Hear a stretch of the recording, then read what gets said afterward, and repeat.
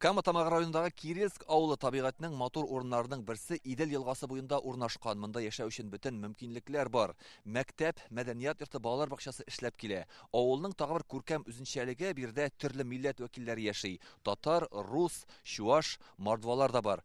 Бүген әлеге авылда истәлекле вакыйга, менә шушы ФАПны газга тоташтырдылар. Хәзер ул үзенең якты төсләре белән тирә-юньгә нур чәчеп торудан тыш, авыл халкын чын мәгънәсендә үзенең җылылыгы белән дә дәвалаячак. Кирилск авылында 400-дән артык кеше яши. Шәхси йортларга газ 90-нчы елларда ук кергән. ФАП 2017 елда ачылган. Моңарчы аны электр белән җылытканнар. Ут сүнгән чакта бинада да салкын булган. Бу вакыйганы авылда көтеп алганнар. Кулың киселдеме? Эт тешләдеме? Син кая җигрәсең башта? ФАПка җигрәсең. Газ керде. Шуның өчен бик шат. Авылның киләчәге бар. Безнең фельдшер бик актив. Бергә эшлибез. Авыл халкы тырыш дип әйтәм мин. Безнең авыл җирләрендә өлкән кешеләр бик күп. Шунарга бу ФАП, җылы ФАП бигрәк тә алар өчен кирәк әйбер. Мәктәп, балалар бакчалары, хастахана һәм ФАПларны газга тоташтырырга нәкъ 1 ел элек 12 октябрьдә Владимир Путин тәкъдим иткән иде. Ул бу очсыз булачак, шул вакытта табигатьне саклауга өлеш кертәбез диде. Кама тамагындагы бина илдә беренче булып газ ягып җылытыла башлады. Это совершенно новое качество жизни. Газ кергән бина ул бөтенләй башка инде. Шәхси йорт булсымы, социаль объектмы.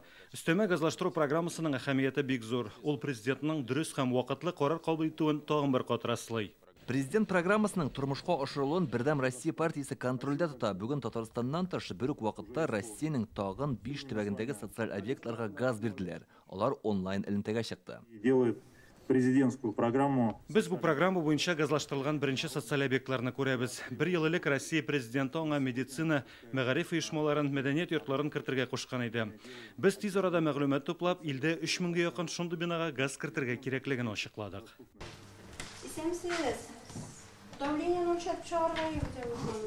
Бүген фельдшерлык пункты беренче пациентларны яңа шартларда кабул итә башлады. Үзебезнең давленияларны үлчәтәбез, температураларны төрле чак була. Менә шушындай җылы медпунктларда хәзер менә күңел сөенеп тора. Өстәмә газлаштыру буенча бөтен чыгымны газ белән тәэмин итүче компаниялар каплый. Менә бу ФАПка җир астыннан газ үткәргеч сузганнар, бина эченә казан счетчик куелган. Бу кадәр эшне йөреп чыгарга районның гына акчасы җитмәс иде диләр. Конечно, это топливо экологично. Газ экологик яктан чиста ягылык, аны дөрес итеп файдаланган вакытта барлык тиешле таләпләрне үтәгәндә ул иминлек яганнан да ышанычлы. Газга тоташкач түләү дә кимәячәк диләр районда. 120 меңгә якын акча түлидек менә ел тирәсендә. Хәзерге көндә шушындый ФАПларда, менә башка авылларда шушы 63 квадратлы ФАПларда барлыгы түләнә 41 мең елына.